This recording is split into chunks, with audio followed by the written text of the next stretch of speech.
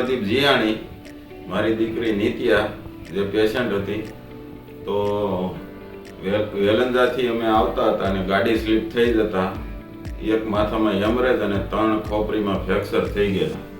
તો અમે બીજી હોસ્પિટલમાં ગયેલા, તો ત્યાંથી એવું કહેવામાં આવ્યું કે તમે ઇમરજન્સીમાં પીપી માણિયામાં જતા રહ્યો. તો પછી અહીંયા આવીને નિલેશ સાહેબની મુલાકાત કરી, તો નિલેશ સાહેબે એવું કીધું કે ભાઈ તમે અત્યારે આઈસીયુમાં કે પેશન્ટને એડમિટ કરો, અને એવું સજેશન આપતા અમે પેશન્ટને એડમિટ કર્યું. અને મારો અનુભવ પીપી માણિયા હોસ્પિટલમાં બહુ સારો રહ્યો છે.